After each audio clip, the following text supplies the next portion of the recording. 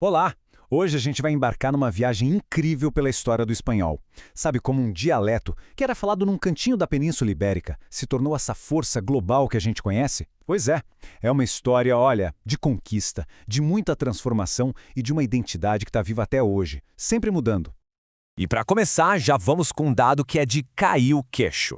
O espanhol é, nada mais, nada menos, que a terceira língua com mais falantes no mundo inteiro. É um verdadeiro gigante, né? Que está conectando centenas de milhões de pessoas em todos os cantos do planeta.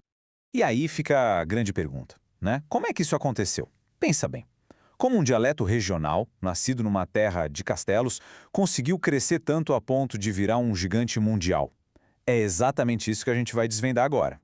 Então, para entender essa história, a gente precisa voltar bastante no tempo. A nossa jornada começa lá na Idade Média, numa região da Península Ibérica chamada Castela. Mal sabiam eles que ali estava o berço de uma língua global.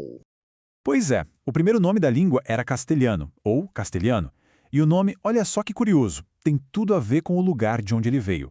Vem do latim castella, que quer dizer literalmente terra de castelos. Uma descrição que, convenhamos, era perfeita para a paisagem daquela região na época.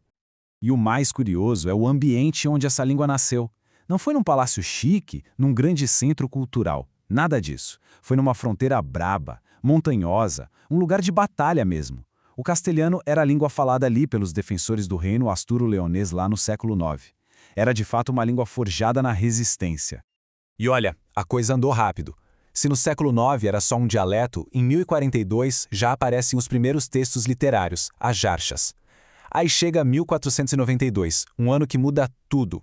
A língua ganha sua primeira gramática, fica padronizada, e no mesmíssimo ano ela embarca com Cristóvão Colombo para uma viagem que, bom, mudou a história do mundo, né?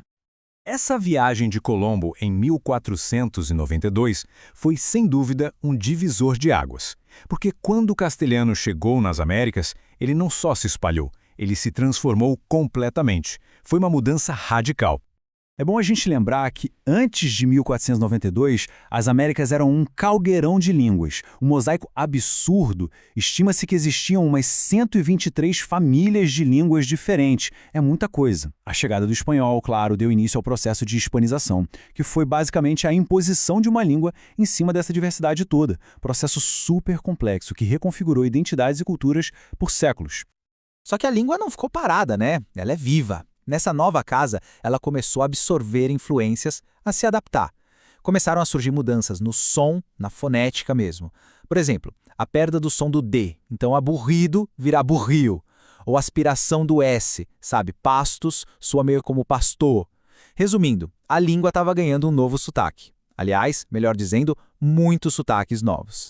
E toda essa história de transformação, de expansão, leva a gente para um debate bem moderno e fascinante. Afinal, com tanta variação, qual é o nome certo dessa língua? Basicamente, a discussão gira em torno de dois nomes: castelano e espanhol. Castelano é o nome original, lá do Reino de Castela. Já espanhol é o termo mais moderno, que meio que diz que essa é a língua da Espanha inteira. E escolher entre um e outro não é tão simples assim não. Lá na Espanha, a coisa é bem política. Para quem fala catalão, galego ou basco, usar castelhano é uma forma de dizer, olha, a minha língua também é da Espanha, não só o castelhano. Agora, aqui na América Latina, essa diferença quase não existe. A gente usa os dois como se fossem a mesma coisa, sem crise. Para completar, a Real Academia Espanhola, que é tipo a autoridade máxima da língua, usa oficialmente língua espanhola. E aqui a gente entende o tamanho da questão. Imagina só, se cada país começasse a chamar a língua de argentino, mexicano, colombiano, seria o primeiro passo para quebrar em 1000 pedaços uma língua que hoje é super unida, né? No fim das contas, o nome carrega o peso da união. Mas aí fica a pergunta. Com tanta gente espalhada, com tantas diferenças, o que é que mantém essa comunidade linguística tão conectada? Olha, essa união do espanhol não acontece por acaso não. É um trabalho constante. As várias academias da língua, uma em cada país, trabalham juntas para manter uma regra, uma ortografia padrão para todo mundo. E claro, tem a cultura, né? A literatura, o cinema, a música. Tudo isso cria uma ponte que conecta todo mundo que fala espanhol. E o resultado prático disso tudo é o mais legal, é que o nível de entendimento entre quem fala espanhol, não importa onde, é muito alto. Alguém de Madrid consegue conversar tranquilamente com alguém de Lima, e isso é impressionante para uma língua que está espalhada pelo mundo inteiro. E claro, não dá para falar de união sem falar do legado cultural. Essa língua foi moldada e enriquecida por gênios da literatura. Pensa só, Miguel de Cervantes, Octávio Paz, Jorge Luiz Borges, até o próprio Antônio de Nébrija, o cara que fez a primeira gramática. O trabalho deles é uma herança, um patrimônio que pertence a todo mundo que fala espanhol. Tudo isso nos deixa com uma última reflexão. Uma pergunta para o futuro. O espanhol não para de crescer. Milhões de pessoas estão aprendendo a língua agora mesmo. E o grande desafio vai ser como manter essa união tão forte. Como é que essa língua viva, que nasceu numa terra de castelos e conquistou o mundo, vai encarar os próximos séculos? É uma história que com certeza ainda não acabou.